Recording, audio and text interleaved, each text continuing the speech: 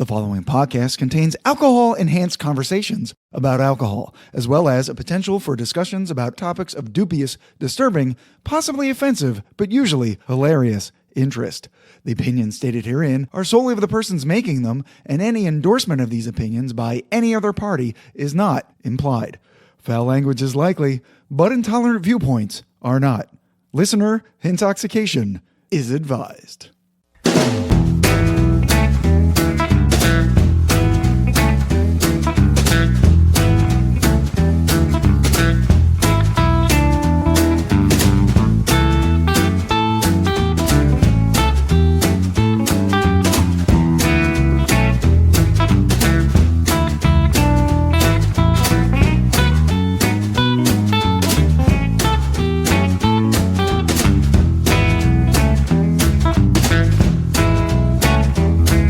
Hello and welcome to episode 74 of the Whiskey Tangent Podcast. I'm Scott. I'm Ed. And today we're doing yet another one of our patented deep distillery dives where we dig down under and get all up into another individual brand's business. And we've done many deep distillery dives before. Michter's, Balcones, Journeyman, New Riff, Breckenridge, Blue Note, and Few, just to name a few. But today, the term is even more apt as we'll be diving into the rabbit hole. Ooh. And here spelunking with us are the podcast's latest jacket recipients, the Whiskey Power Couple. First, the lovely and talented Rachel. Hi. And, of course, my big brother, Marty. Hi. Recently back from their trip to the Whiskey Holy Land of Kentucky, which we'll be talking about a bit later. Yes. But right now, Ed's revealing the roster of richly robust rabbit holes we'll be rapidly reviewing tonight.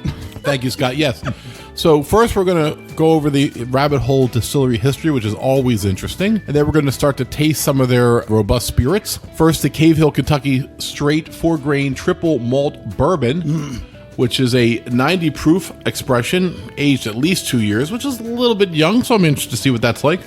And then we're going to do the Heigold Kentucky Straight High-Rye Double-Malt Bourbon, 95 proof, aged 3 to 4 years. And then we're going to talk about our top 10 rabbit fun facts, which I'm sure will be leaning towards Scott, because he's actually owned rabbits. I have. We're going to take a break, and then we'll come back for part 2. Marty and Rachel are going to enlighten us on their trip to Kentucky, and then we're going to taste what they brought back for us, which is the Dareringer Kentucky Straight Wheated Bourbon, finished in Pedro Jimenez Sherry Cask, 93 proof, aged 7 years, so it's the most special one tonight. And then we're going to talk about some other whiskeys you can get from a Rabbit Hole Distillery. That's right. Right, and then we're going to finish off the cookies that Rachel baked and eat some enchiladas and do what we do. That's right. So the history of the rabbit hole, it's not very long. It's like 5 short paragraphs. Like Scott. Shade. Yeah. And Gabe. Oh, right. You got to get a game. Right, not to leave him out. Wow. Yeah, I walked right into that one. Or back into it. Oh, Go ahead. geez. La la la la la. First la-la-las. We're not even 3 minutes into the podcast. Okay, so this is from their site, The Rabbit Hole History. In 2012, after spending his early years in the hospitality industry, followed by a successful career as a clinical psychologist, Kaveh Zamanian would move his family to Louisville, where, not so coincidentally, his wife Heather grew up, and let his passion for America's native spirit take him down the rabbit hole of starting his own distillery. But finding monotony in the bourbon landscape, he wanted to create a place where he could do something to challenge the status quo, to offer a new vision of what an authentic whiskey can be. 100 years ago, Kentucky was brimming with creativity, but through prohibition and consolidation, the names of countless brilliant distillers, their recipes, and their ingenuity had been erased, or canceled, as we call it today. No laugh at that one? I was confused. Wow. That seemed fake. No, I'm sad. Okay. Never. Shade. Yeah. These days, 90% of bourbon comes from only a handful of large distillers, many of whose recipes get recycled under new names. Rabbit Hole aimed to change all that with creative mash bill recipes containing up to 30% malted grains, a proprietary approach to the temperature at which they cook their grains, running small batches of 13 to 15 barrels at a time, and filling those barrels at a lower than normal 110 proof, all of which they believe brings more flavors forward. But even though they were creating their own whiskeys using a small pot still from the outset, there's evidence that they were sourcing at least some of their whiskey in the beginning from another newer Kentucky distiller, New Riff, who initially had massive production capabilities but lacked the warehouse space to store it all. Wow, that's a bombshell to me. Yeah, is that cool? In 2018, however, Rabbit Hole became a full-fledged distillery after acquiring a Callum still, and then in 2019 they entered a partnership with Pernod Ricard in the hopes of leveraging the beverage behemoth's extensive distribution network. And so today, at their modern wood, steel, and glass distillery in the East Market District of Louisville, Kentucky, they produce 27,000 barrels of whiskey annually, with their core expressions being 3 different bourbons, all of which we have tonight, plus a rye and a Warren full of limited releases. So I have a trivia question before we taste the first one. Do you guys know where the phrase "down the rabbit hole" comes from? I thought it was always out of Wonderland. Yeah, you guys are right. Oh yeah. We're educated people. That's right. It's actually the title of the first chapter of the book. Okay. Yeah. I mean, that's the most famous rabbit I think I knew until you had rabbits. Well, there's Bugs Bunny, of course. Peter Rabbit. Oh, that's true. Peter Rabbit. Beatrix Potter. Well, shut me up. Watership Down. Velveteen Rabbit. In your face, Ed. Shade. All right, so Rachel has the description of the first one we're tasting, the Cave Hill 4-grain Triple-Malt Bourbon. And just our personal history, actually, Marty was gifted this from one of his good friends for Christmas one year. Oh, cool. And that's how we kind of got to know this. So. Fell in love with it. Yep. Yeah, Awesome. All right. Louisville, Kentucky is the home of American distillation. In the dawn of its history, farmers bubbled mixtures of yeast, water, and corn in handmade stills to make a new kind of distilled spirit. Some of these pioneers took inspiration from French brandy and aged their distillate in charred oak barrels, creating what we know as bourbon today. For the most part, these operations were just for personal consumption. However, the most daring individuals scaled up their productions to commercial levels, planting the seeds from which modern whiskey making has blossomed. Cave Hill Bourbon pays homage to these proud men and women. The mash bill consists of corn and 3 types of malted grains, which provide increased depth and a flavor profile like no other. The spirit is then aged in hand-picked Kelvin Cooperage American white oak barrels. And then when the bourbon reaches maturity, it is intimately blended into batches of no more than 15 barrels to create the finished product. I'm getting the vapors over here. Intimately. Ooh, it's getting hot in here. Yeah, so the stats are 95 proof. The mash bill is 70% corn, 10% malted wheat, 10% malted barley, and 10% honey malted barley. Honey. The age is at least 2 years, might be 3 now. Price $65, and it just won double gold at the San Francisco World Spirits Competition, which I didn't mention on the news last week because I wanted to mention it now. So that's in your number 1 neat glasses. All right, smell. Oh, I mean, it smells like a white grape. Sugary. Reminds me of grappa, like almost. Yeah. Like you say, Oh, white- yeah. Okay, I'm getting some cinnamon and a lot of vanilla sweetness. Yeah. Like Vanilla. like a vanilla sugar, like something on the rim of your glass for a dessert. Chocolate martini. Like a sugar rim. Yeah, sugar rim. Mm-hmm. Not getting much fruit, though. Just a little bit. I mean, it's just the grape. Really weird palate. I just took a sip. Is it? It's like earthy, grainy, like Oh, peanutty. maybe, all right, but I'm getting like cornflakes or something, like a Special K, something like that. Interesting. A cereal. Yeah, absolutely. Even Cheerios or something. Like when you put sugar on top of your Cheerios and you eat it, you know what I mean? Yeah. The 3 types of malted grains, right? Yeah. Yeah. Oh, that's probably it. Yeah, right. Yep. Malted wheat, malted barley, honey malted barley. I'm definitely getting honey. It's very sweet. Yeah. It's like a burnt or toasted flavor on the finish. Is anyone getting that? Not smoked. Like maybe like a little bit burnt. I get it like a charred wood. Yeah, something like that. Not quite bitter, but Yeah. Yeah. It's very contrasting to the sweetness and the earthy graininess of the palate. It definitely takes a journey from sweet to savory. Man, this is really tasty. But I think some people won't like this and some people will love it. It's a very unique flavor profile for this. I'm still getting the peanuts a lot. Like it tastes like a Jim Beam product almost. oh yeah. You mean some Tory Global product? That's right. Yeah, they changed their name. And kick beam to the curb. Yeah. I'm still salty about that. Water. Yeah, put some water in. Marty. A little water now, tasting peanuts. Yeah. That's a lot more. Yeah. Yep. Make sure you enunciate on that. Okay, Marty? Thanks. Peanuts. Peanuts. You're nuts. You're nuts. You're nuts. Not my nuts. You're nuts. D's nuts. She's used to us by now. What's proof is this? The proof is 95. I mean, Modest, Not right? the water. I thought it was higher. Yeah. oh, I tell you, you're right. I put one on it. Peanuts come flying out at me now. Yep. Yep. Yeah, it's like nuts are flying at me right now. I'll tell you, so we were tasting something else before this, and that was Very different. much smoother. And for higher proof. yeah, yeah. Yeah. There's a dusty green quality, which I think, Ed, you were kind of trying to describe. Dusty burnt grain or something like that. something. Oh, is it a book again? No, it doesn't Really? smell or taste like a book. No book in an attic. Dune. No. Oh my gosh. Did you like that tasting note? Best tasting Oh, note ever. That's a Lost Lantern one. Just in honor of Siobhan, this reminds me of 1984. Eating cereal in my mom's kitchen. Yeah, with burnt toast. Which cereal? Honey Nut Cheerios. No, they didn't have it back then. It was just Cheerios with a mountain of sugar on top. Cinnamon Toast Crunch. Come on. Ooh, that's the best one. Toast Crunches. I'm hitting 7 on the way home. Seriously, I avoided it for the longest time. It's like, it can't be that good. Everyone's just just falling over themselves to compliment it and talking about it all the time. They wouldn't shut up. The cinnamon toast crunch, blah, blah, blah. Then I tried it. I'm like, yeah, you guys were right. All right, and then whatever milk is left, you just add whatever cereal you have to it. It just makes it the best version of that. I mean, oh my God, Honey Nut Cheerios in Cinnamon Toast Crunch milk is just crack. Oh no! The cereal milk is like a gourmet ingredient. Now, Yep. Right. So Yes. Milk Bar in New York City. Yeah, Our daughter that's just right, bought yeah. cereal milk ice cream. Yeah, and it was actually really good. Wow. And the funny thing is, I opened it up and started eating it, not looking at the label, and I was like, I know this taste. And then I read it like it was like cereal. And she was like, Dad, can I have my $20 ice cream back? Yeah, exactly. Yeah.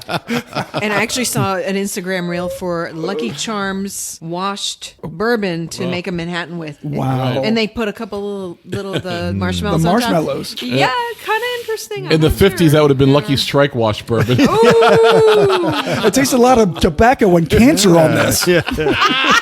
And lies. And corporate lies. Corporate lies. Corporate lies, lawsuits, and emphysema. Wow, that was... Went dark. I should... It got a little dark there. Can you read the tasting notes? You have them. Yes, Rachel. I do have the tasting Yes. notes. Okay, so these are from Breaking Bourbon.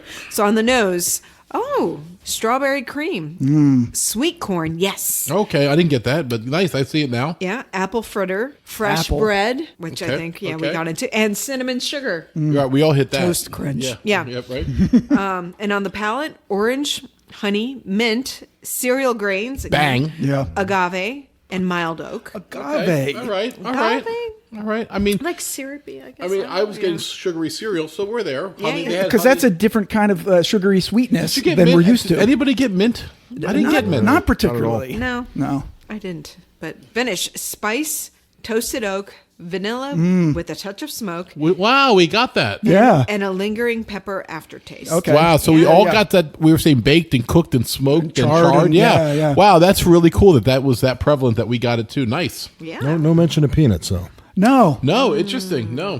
Is there any nuts at all? No. Yeah, that's really good. Yeah. I mean, MSRP is 65. I think yeah. that seems a little high for what this is. Yeah, because it's so young. Yeah. That's my criticism of that. I think it does taste young. 55 would have been more fair. I do like the proof of it because at 95, it tastes hotter than that. It tastes like a 102 maybe or something. I don't know if they're justified with that, but or maybe it's the small distillery, 27,000 gallons. 27,000 gallons or barrels? Barrels. All right, that's still a lot of barrels. It is. It is. All right, so we want to go to the Heigold? Sure. Heigold High-Rye Double-Malt Bourbon?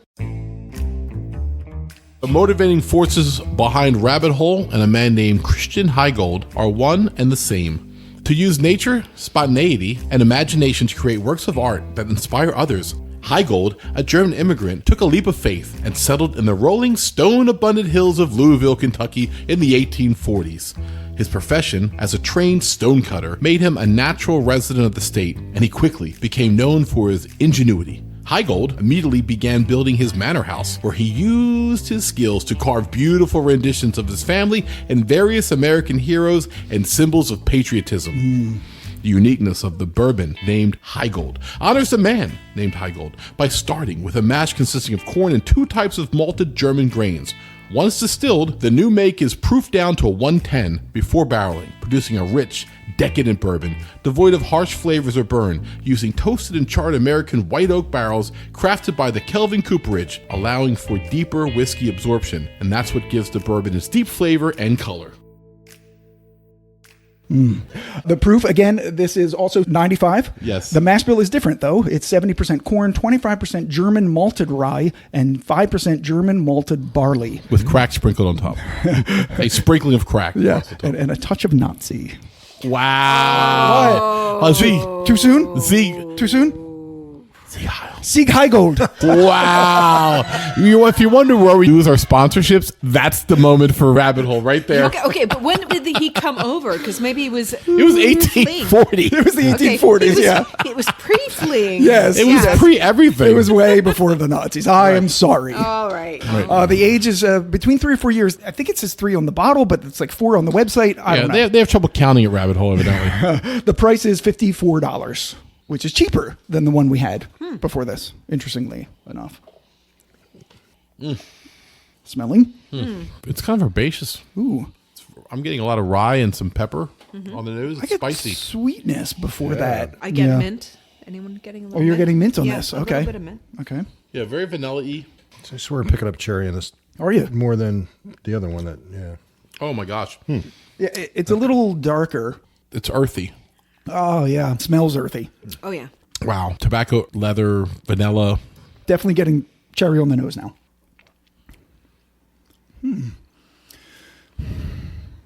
It starts off slightly sweet and then it goes right into leather and tobacco. Completely different than the first one. Yeah, this is not nearly as sweet as the Cave Hill. It's a little bit more complex. But if you like a sweet whiskey, this might not be for you. Barley and rye are the other two grapes? Right. This one has the malted rye and malted barley. Yes, it's tasting like that. There's an effervescence to it. It kind of tastes bubbly, Yeah. and yet darker at the same time. So more savory. Adding a little bit of water, which it doesn't need much, just 3 drops or so, Yeah. opened up some more sweetness to it. So try that. Yeah, it cuts that tobacco kind of leathery taste that we all got. I'm getting more mint now. okay. Yeah. I mean, I get mint all over it now. Yeah. It's crazy. All over it. And I didn't get that without the water. That's true. Yeah, the water brings out the mint. Well, you know, when you add water to something or lower the temperature, Scott, it changes the water molecules. That's right. From a chain to a pyramid. And it's a pyramid that we think... No, that's true. No, it's true, though. Oh, Yeah, sorry. we just did the news. It was a science story of the news. I thought you were joking. I was No. like, no, that's No, it's can't actually be true. That's actually true. He's actually All right. not joking. She's like, it's too dumb to know that. All right. Shade. Yeah. I'll be quiet And now. shading himself. Oh, just physically adding more water Right. without... Scott found a study that said that. They studied adding cooler temperatures or water to whiskey. And Scott, help me here. The chain. Yeah, the alcohol and the water molecules form a pyramidal structure. As opposed to a chain. And they did taste tests on it, and people considered the pyramid structure more refreshing than Really? the chain-like structure of the Right. unadulterated whiskey that was more pungent and had more, I guess, flavor. So people who like less sweet and like more pungent whiskeys tend to like it neat, like Scott. Yeah. People who like their whiskeys a little sweeter, like me, enjoy keeping them cold. So it's actually the first study that we found together after 5 years that actually answer why we like our whiskeys different weight. Yeah. Okay. So it's very interesting. Yeah. When you listen to the news next week, you'll know that. Well, last week. Right. Well, right last week, but Some right. people- But next week, when it comes out for us, we're in the whiskey wormhole again. Are you want to read the tasting notes? Yeah, go ahead. Okay. Light and airy. This is the nose with summer fruits, which is what Marty said. It's a little fruity. Rye spice, touch of white peppercorn. On the palate, earthy. We all said that. Yep. With hints of dry leather, tobacco, oak, light spice, and sweet vanilla. Yeah, we got all of yeah. that. We nailed all that. Yeah. Absolutely. The finish was short and to the point with rye spice, dry oak, and flashes of vanilla. So nothing that different from the palate. Yeah. Marty, what do you think about it? Well, you guys. We're all out of time. No, I'm just kidding. Marty got gamed. Good, buddy. no, you guys were saying it wasn't that sweet on the back end, and I want to be honest with you, I thought it was. Okay. And the problem, though, when I added water, I lost all that. And usually, I always think it gets sweeter, and now I tasted more of the leathery and the that all that kind interesting? of stuff. Yeah, it was weird. It's just it's so crazy. I love it. I love it. One of us is wrong, but I love it.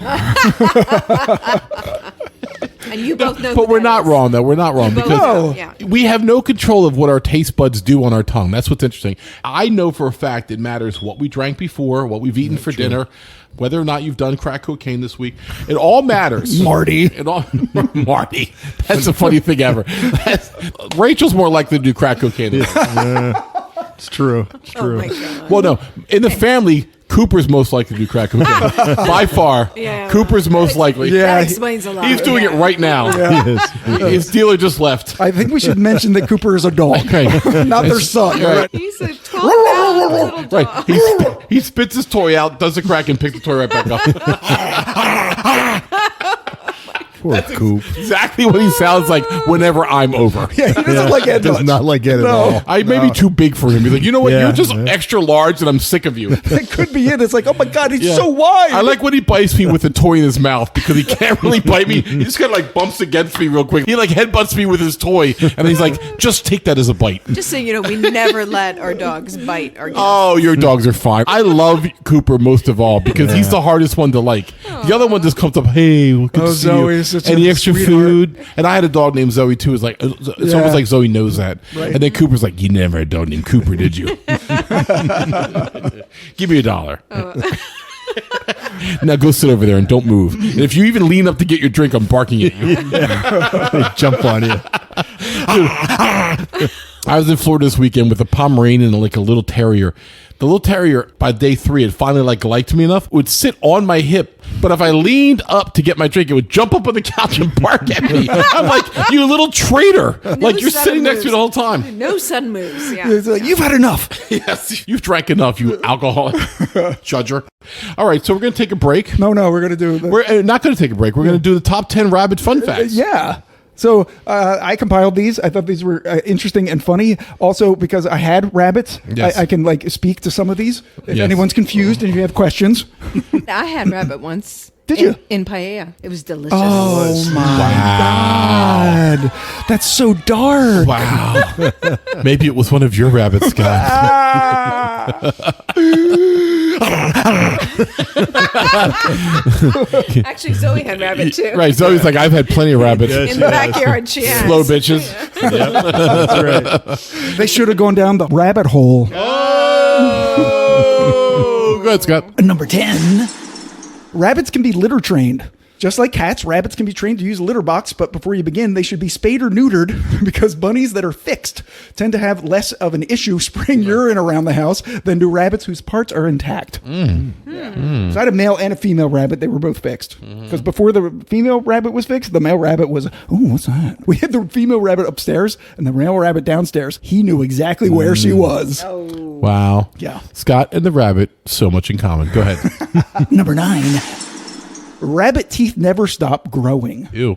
Rabbits have 28 permanent teeth, all of which are susceptible to becoming overgrown, especially their front incisors, which get so long that they can stick out between their lips or even pierce the roofs of their mouths. Disgusting. The good news is that overgrowth can be easily avoided by giving them appropriate foods and toys to chew. So they love chewing on baseboards, I found. All over my house, before I sold it, I had to go around and see where all they chewed on my freaking baseboards. So do Huskies. Huskies Yeah. love do they? chewing on baseboard. Oh, yeah. Zoe, the aforementioned Zoe. Number 8. Rabbits have nearly 360-degree field of vision. Wow. Like many prey animals, a rabbit's eyes are located on the opposite sides of their narrow head, which provides a panoramic view of their surroundings, except for small areas directly in front and directly behind the direction that they're facing.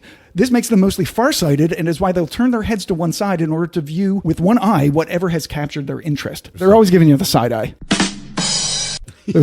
Always side eye.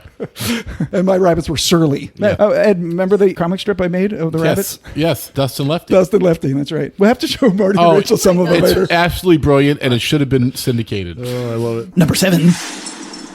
Rabbits and hares are different animals. Hares are distinguished from rabbits. And bigger penises, right? Oh, wow, my God. I thought that was it. No, I'm Well, sorry. I I'm don't know. sorry. Maybe they do.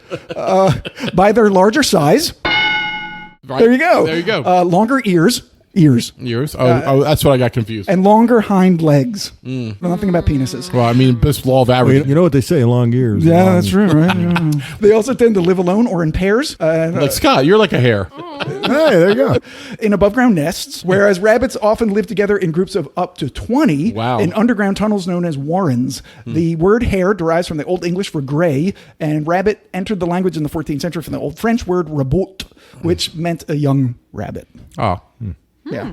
Little French lesson for you there. there you go. I don't speak French. You know that. Yeah. No, you don't. Oh my God. Brilliant. Number 6. Rabbits can vary wildly in size. And I have a picture for you in a second. Although the majority of adult domestic rabbit breeds weigh about 6 pounds, the smallest breed, the Netherland dwarf rabbits, which is what I had, usually top out around 2.5 pounds, but mine were about 4 pounds because we fattened them up with craisins as treats. On the opposite end of the scale, the largest breed, called Flemish Giants, regularly reach weights of 20 to 25 pounds. In fact, the world record for the largest Flemish Giant rabbit, who was named Ralph, was 55 pounds. Wow. And here's the picture of Ralph. Oh my God. Look up Ralph the Flemish Giant and you'll see pictures of him. He's enormous. Flemish Giant was my nickname in college. Hello, ladies. It's the Flemish Giants here at the frat party. So many nicknames. Welcome to the stage, Flemish Giant. Flemish Giant. Flemish Giant to the stage. Number 5. Rabbits are banned from some ferries in the UK. Brittany Ferries, a company that moves passengers across the English Channel between France and England, refuses to allow rabbits on board their ships because of a 17th century French maritime superstition that rabbits are bad luck on sea voyages because, as legend has it, a rabbit ate through the hold of a warship, sinking it and killing hundreds of Oh my God. sailors. Right, it said that famous 60s song, right? Rabbits cross the Mersey. What is that? What? For real? Go ahead.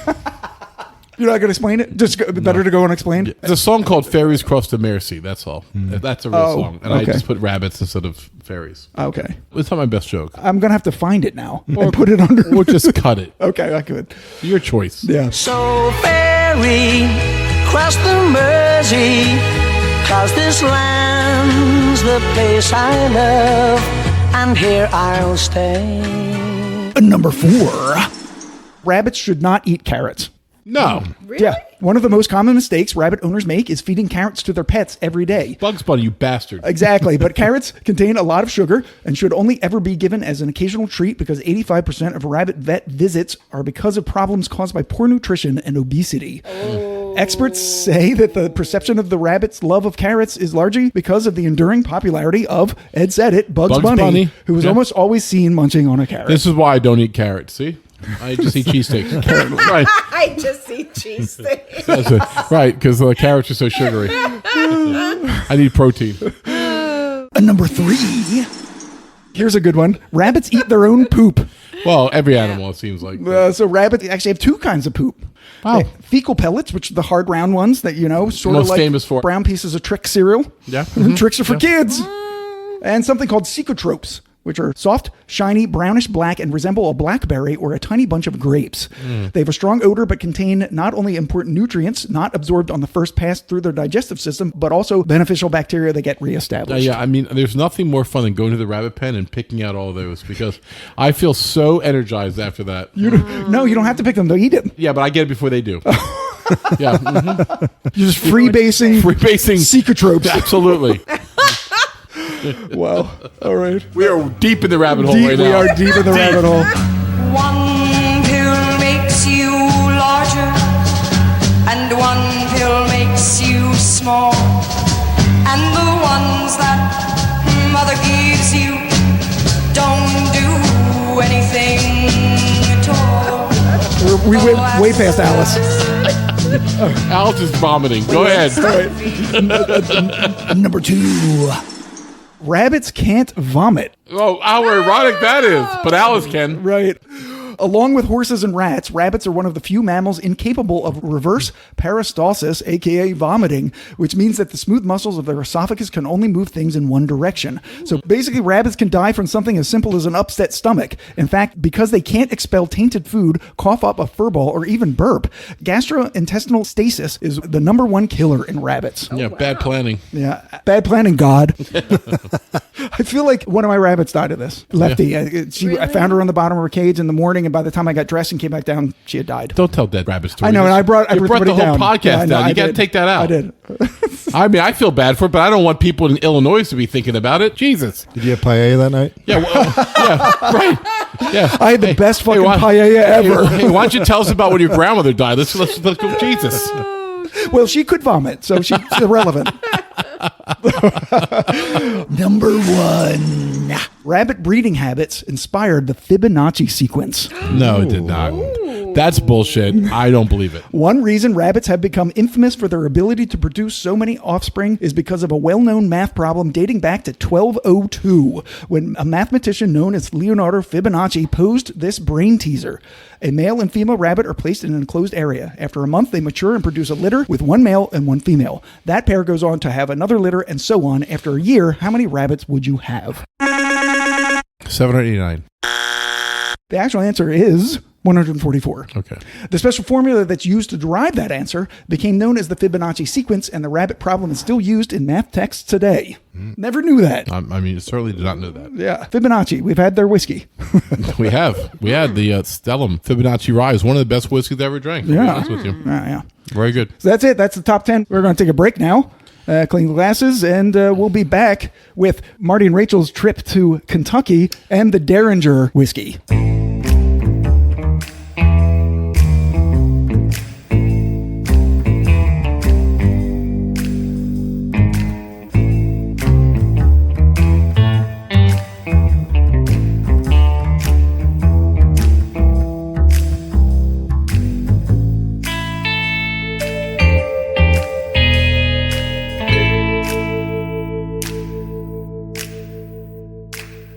All right, so we're here for part 2 of our episode tonight. We've taken a little bit break, ate a little food, drank some water, and now we're back for our last whiskey, which will be the Dareringer Kentucky Straight Wheated Bourbon whiskey finished in Pedro Jimenez sherry cask. But first, we want to hear about Marty and Rachel's Kentucky trip. Yeah. They just came back from about maybe a week and a half ago. Yeah, how many days were you down there? That's a good question. Did you fly, take a pack train? They drank so much No, they we forget. We left Wednesday and came back on a Tuesday. Did you drive? Oh. No, we flew. No, we flew out. It was a full week. Yep, Okay. full week. Cool. But Cool. we wanted to hit the Keeneland races. That was the first day, actually. Yeah, we got there Wednesday, so Thursday we went to the racetrack. It was Nice. because they only run, I think, 2 weeks out of the year or twice a year. For Did 2 you win weeks or any something. money? We actually won one race, but we were probably $50 in a hole, $60 in a hole. Okay. All right. Oh, but we met the bugler. Yeah, we met the bugler, Steve. He's a great guy. Steve's Steve the awesome. Bugler. And he ended up the bugler for the Kentucky Derby. So How do you meet we the bugler? we knew Steve. How? We had a hookup. Yeah, We had a yep, total yep. hookup. Don't say Our it like tour that. guide- Change how you say that. The tour guide. If I'm picturing you two hooking up with a bugler. Every time you guys like do something sexy, like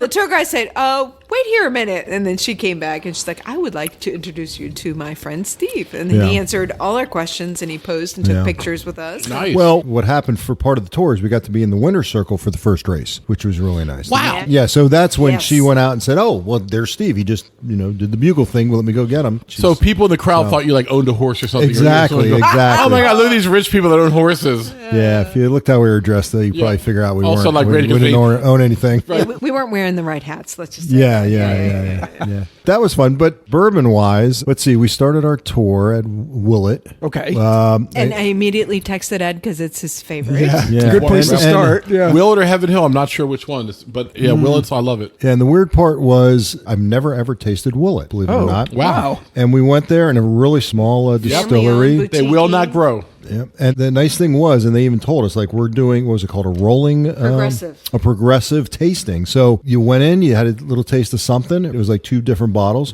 But as they did the tour, they would give you more. So you Yeah. went in, and it was great. And the woman that did it was awesome. And honestly, I mean, we tasted a lot of good stuff there, but the Willett itself, fantastic. Yeah. So very impressed with that. Yeah, so we went to 6 in all. I think all of us agreed, actually. Willett was our favorite. Another one that I think was a favorite of ours, just because of the tour and the experience and the history. We went to Maker's Mark, and we had a great tasting at the local with Jarrett, and he's the one who kind of set us up.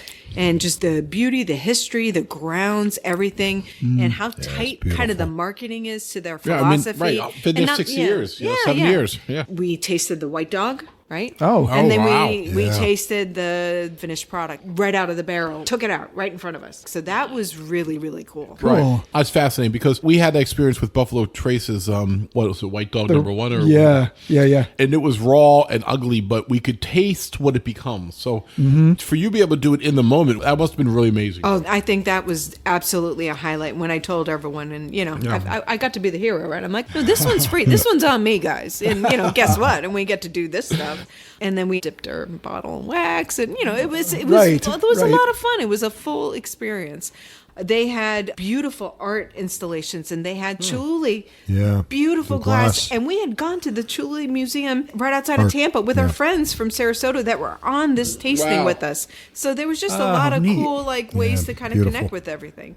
But Buffalo Trace was great. I think Four Roses was good. Yeah, the Buffalo Trace I really liked. The old buildings and all that really brought it home to me. But the one thing was the rails. They had a rail system. And you think train, right? But no, they're rolling barrels along these rails. Yeah. Right. And the rails are just to keep the barrels in place while they're rolling them to building to building. And Right. and we, unfortunately, the day we went, nothing was happening. We're was a like, do you Saturday, still yeah. use these? They're like, oh, yeah. And we went online later when we got back and watched the barrels being rolled, around outside. It was really neat.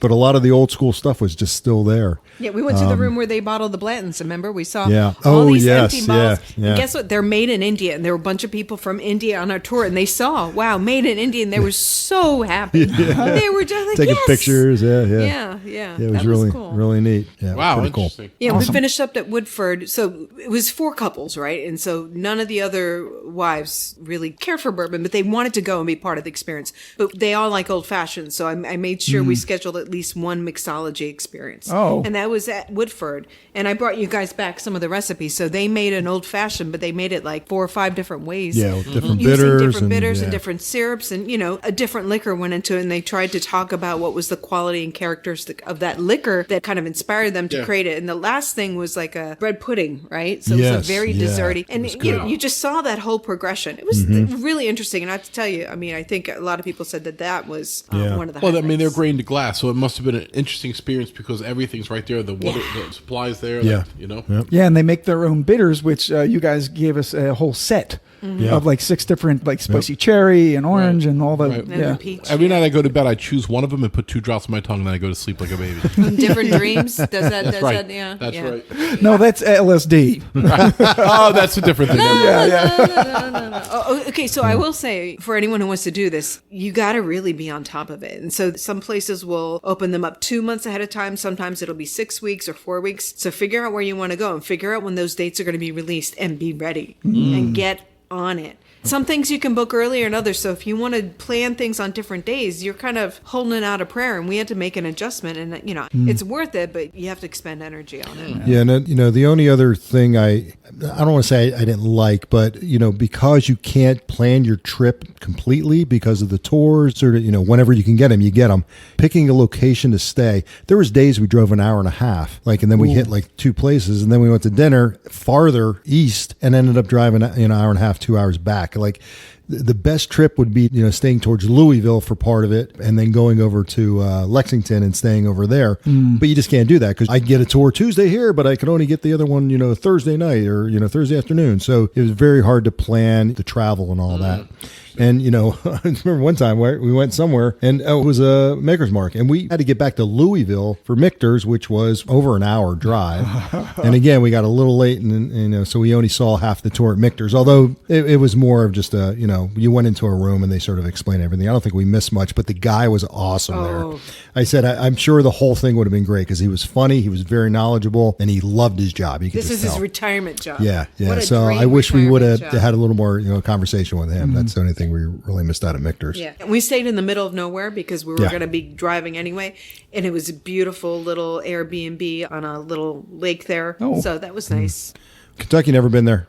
Gorgeous. Yeah. And maybe time of year or whatever, driving around. Oh my God. What great countryside. It is just gorgeous And there. the people were wonderful. And the weirdest part, all that land and there's horse farms. I didn't see a golf course till probably the last day. Because I'm thinking, anywhere else you go, there would have been golf courses everywhere with that kind of landscape. They like horses more than golf. Yeah. Oh yeah. It's all farmland. Yeah. It's horse farms and farmland. Yeah. But gorgeous. Awesome. So you brought this spirit back with you, Right. the Dareringer. Kentucky, Yeah. straight wheated bourbon, finished in Pedro Jimenez. sherry cask. And Marty has the description of it. Okay. Bear with him; it's really small font, so it could take a while. I know, and I don't have my reading Lots of glasses. words, I, yeah. I have 3 sets of glasses, but these It's aren't like, these this aren't the right is- ones for this.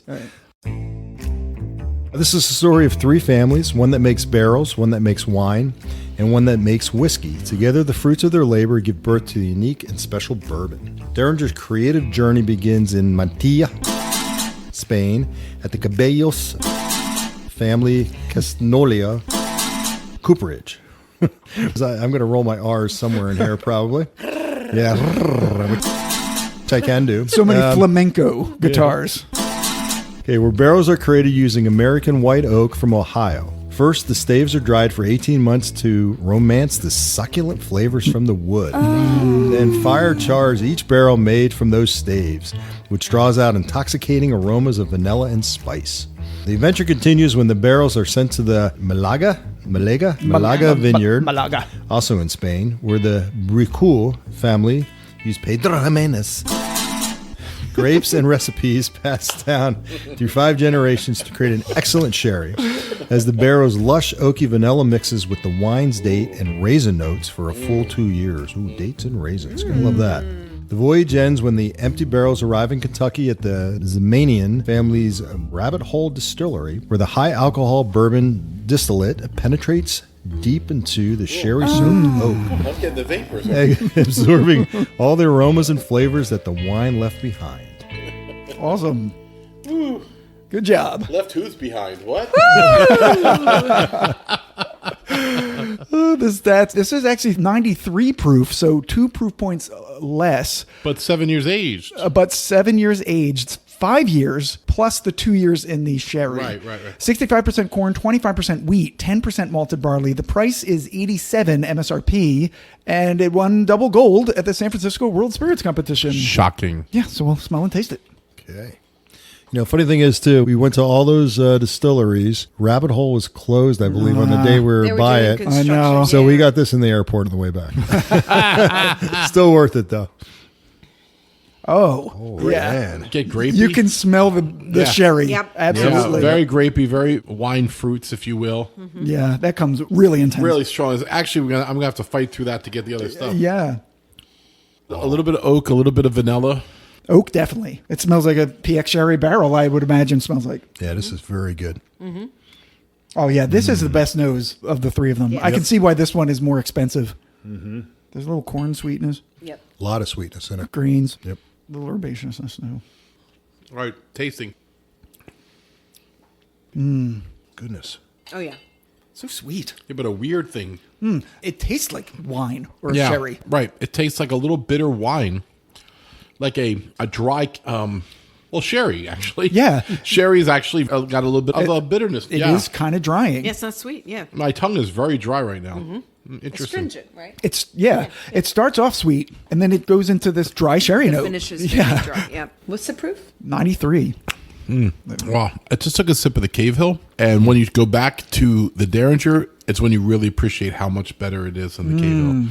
Here, take some of that. Yeah, I think by far this is better than And now, Oh, it's, the other and two. now taste that. yeah. Well, it tastes rough, Different, right? though, but The fruit on the front. There's Right. so much of it. The Cave Hill is like real young, a little bit rough. It's good, but you can appreciate the difference when you go from the Cave Hill to the Dareringer. Yeah, the the maturity refinement. and the depth and the aging and the finishing, it's all prevalent. I guess this makes sense. There's like a jelly quality, like grape jelly.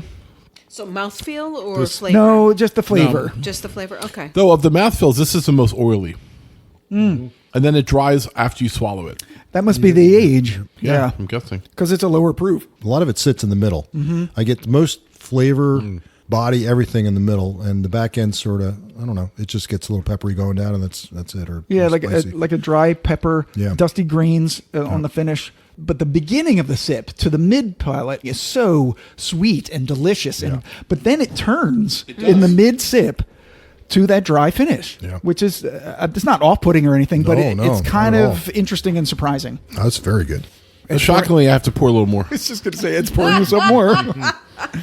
I really do like this and how different it is. All three of them are so different from each other. For being that they're all bourbons. Yeah, it's the mash bills, and that's exactly their mission statement, was to make interesting mash bills into interesting whiskeys and not just the cookie cutter of a regular Yes. Kentucky bourbon.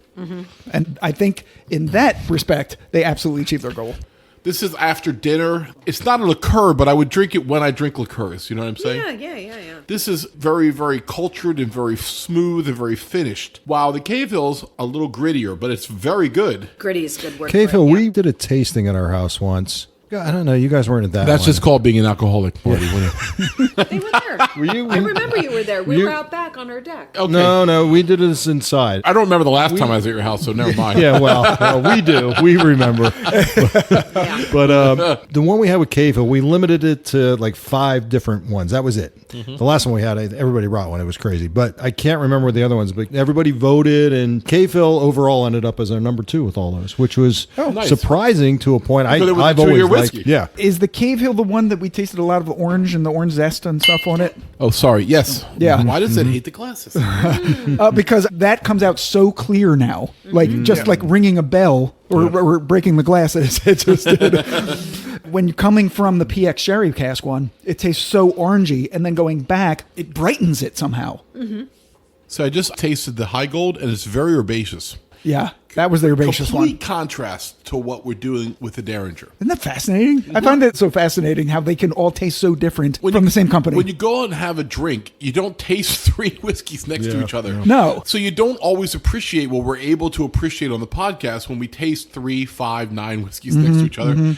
The main tasting note is like orange zest on the first one. And the second one, it's the herbaceousness. And the third one, it's the sherry. Yep. They all have different notes than that.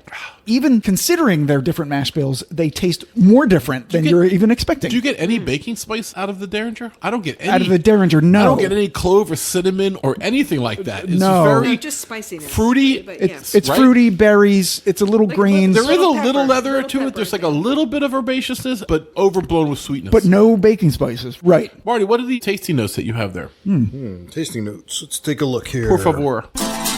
To the nose, full and inviting with notes of marmalade, dried fruit, cherry, and raspberry. All the Sure. fruits. That's fine. That's Raspberry. fine. Yep. And then we have on the palate, we got a gratifying sweet mouthfeel, which I agree, especially in the middle there, with a burst of cherry and raspberry, light oak sherry, and caramel. Oh, caramel. Caramel. I'm not sure I tasted caramel. Vanilla. I mean, But A it's light caramel, maybe. Yep. And then the finish is medium length with gradually increasing spice throughout, plus wet oak, more cherries, red grapes, we're talking about that, light raisins, and turning a bit dry towards Yep, the end. Yeah, yep, exactly. Yep. Absolutely. Yeah, we killed this one too. yeah, I mean, these were. We're kind of good at this. Yeah, I mean, yeah, our palates are all working. That's good. They're working tonight. So the only thing we have left to do is other whiskeys that Rabbit Hole has. The Boxer Grail, which Ed and I had, a friend of mine bought me some, and we were kind of underwhelmed by it. And that's one of the That's reasons. the rye, right? That's the rye. Yeah. That's why I didn't include this on this, because their whole backstory was like innovating bourbon, and they have a rye because I think they need to have a rye. So I didn't get that one for this so one. we fell into the rye, and we were so excited to taste it because their bottles are really cool looking. We didn't even talk about that. Yeah, go ahead and They're describe. They're tall. They got almost like a sash, like the way you would wear, like an ambassador would wear. You know, Yeah, they like do, yeah. So it's a very striking bottle, and we got one. We're like, oh yeah, we got a Rabbit Hole, yeah, and it was like, we didn't really love the rye. It was just kind of okay. It's true. And because we're like petulant children, we're not doing Rabbit Hole now. And so we spent like 2 years not doing them. And then we've been thinking about doing them. And I think Marty was actually was Yeah, like, because because he had the Cave Hill, and he's like, Right. I really like Rabbit Hole. Like, we should do them. And I'm like, well, Marty likes them, so we should probably give him another look. I have a Cave Hill in my locker at the local. Right, so that's where we got That's the where this all started. whiskey from. Thank you, Kayla, for allowing us to take Thank it out you. of his locker and drink it on the podcast. Unless it's not allowed, then crank call. Yeah, crank then we call. never right, did that. right. Nope, never Yeah, did. Nope. sorry, Callum. Yep, never did that. Yeah, so the Boxer Grail is a sour mash rye. It's 95 proof, 3 years aged, 95.5 rye malted barley, not NGP. Right. Possibly this is the new riff stuff. Right. But we don't really know. They might be making their own. Citrusy, floral, and herbaceous with brown sugar, butterscotch, black tea, and sweet spice, $54. So they have 3 in their distillery series. One is called Foal's Run. It's Boxer Grail, finished in cognac. Ooh. And 108.4 proof. Wow. I would like to try that. Yeah, right? That's interesting. Yeah, so it's black pepper, allspice, custard, prune, fig, berry, dried fruit, cinnamon, vanilla, oak, mint, toasted almond, leather, and grapefruit. That's $50 for a 375 milliliter bottle. Available online in a few states and at their distillery. Their second one is a Robello, same as the bourbon used for the Dareringer, except instead of finishing it in the PX sherry cask, they finished it In a methadone cask. That would be called the Ed. Oh! Hey, man, I'm just scratching a nod in bourbon. Have you had the Rabbit Hole Ed? Tastes like methadone and sadness. More like methadone. Oh! They finished it in ruby port casks. Ooh. Yeah. It's 100.8 proof. It's at least 3 years aged, plus 4 months in those port casks. 65% corn, 25% wheat, 10% malted barley, chocolate, caramel, cherry, vanilla, toasted nuts, banana, baking spices, and red wine. Also $50 for the 375. I'm even more excited for that one. Yeah. And then the third in their distillery series is the Heretofore. It's the same bourbon used for the Dareringer, except finished in Apera casks, which is an Australian fortified wine similar to sherry. 117.2 proof, the highest one we've had here. Wow, yeah. At least 3 years age and 13 months in those Apera casks. It's same mash bill, 65, 25, and 10. Vanilla, allspice, hazelnut, caramel, black pepper, $75. mint, licorice, custard, citrus, oak, and anise, also 50 for the 375. Wow. Then 4 more. Founders Collection. They have Dareringer. Oh, yeah, no, there's a couple big ones. They have a higher expression of the Dareringer. Yeah. It's basically Dareringer at higher proof. So 102.1, 7 years aged, same mash bill that I just mentioned. Custard, walnut, sherry, brown sugar, cinnamon, tobacco, oak, caramel, black currant, lemon, cherry, toffee, and toasted pecans. That's $2.95. Holy shit. Yeah. They only get higher price from here. Oh, yeah, there's one that's exceptional. They have an Amburana, a blend of bourbons finished in Amburana casks, 125.4 proof. Wow. 12 years aged. Wow. Yeah. 78% corn, 10% rye, 12% malted barley. Different than anything we've tasted today. Vanilla, toasted walnut, caramel, cherry, ginger snaps, stone fruit, cinnamon, mint, caramelized sugar, nutmeg, and tobacco. That one's $1,100. Oh, wait. They love their Founders Collection. But wait, there's more. There's more. The Mizunara finished Japanese oak bourbon. A samurai commits seppuku on each barrel. Right. That's 103.8 proof. It's 15 years aged. 1 additional year, so 16 total. Right. And 1 year in the tomb where Jesus was, the stone was rolled away.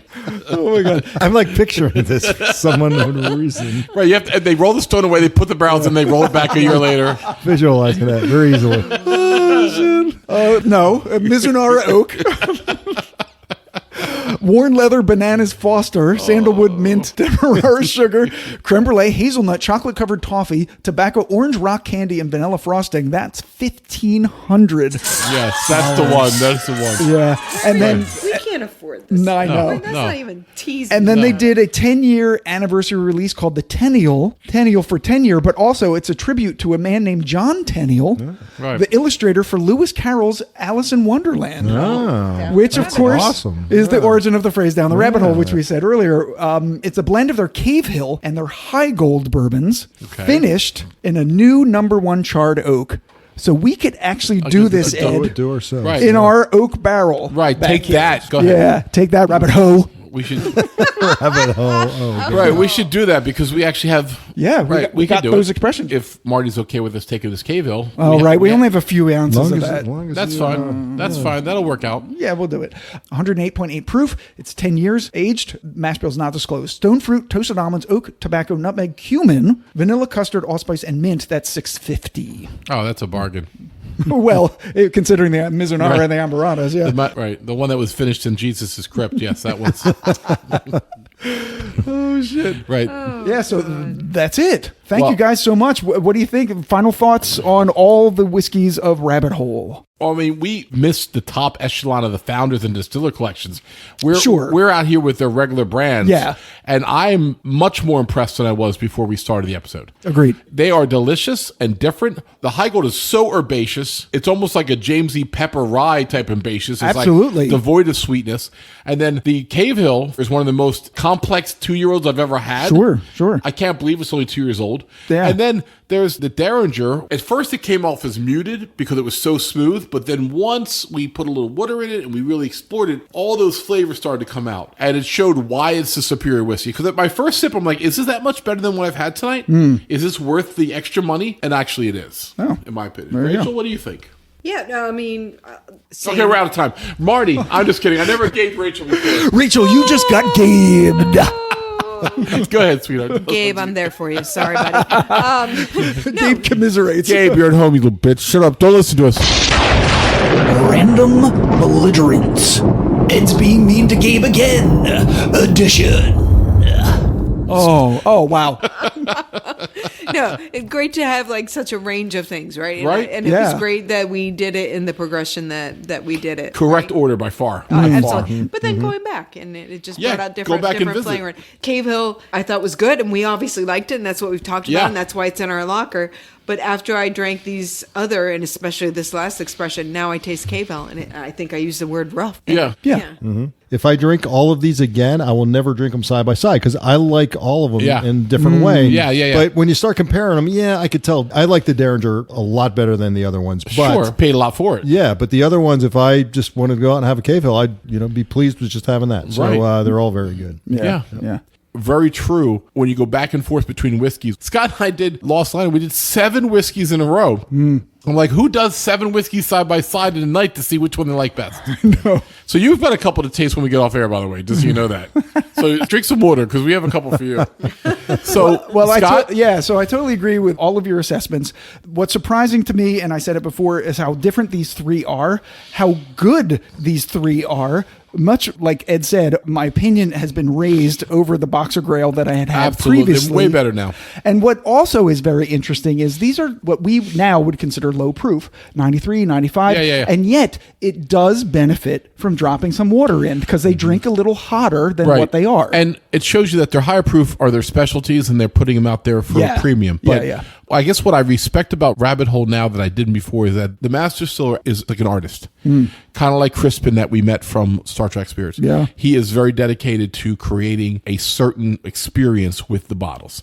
So just the difference between the Cave Hill, the Heigold, and the Dareringer shows intentional difference. He's pulling his grains and he's fermenting them. Yes. And he's distilling them. And I think that when you look at these 3 that we happen to grab here tonight, they are all delicious in their own way. And I thank Marty and Rachel for motivating me and Scott to finally take a trip to Kentucky, Yeah. which I think we should do in the fall. We have to do and it. start planning in July. Yeah. Because as they told us, we have to do it ahead of time. Yeah, Marty and Rachel, thank you so much because we drank 5 whiskeys tonight. They brought 4 of them. Right, 4 of which them is were so there. rare for us because we're always buying the whiskeys. Yeah. And yet with them, I think of all the people, Gabe, you bring a lot. Don't get butter. Gabe always brings a bag of whiskey when he comes. He does. Even if we're not drinking any of them, he just wants us to get drunk off air. I tell him, no, you don't have to bring anything. You bring 7. Yeah, he's very generous. So Gabe is very generous. But of all the people who have been on the podcast with us, except for maybe Brian.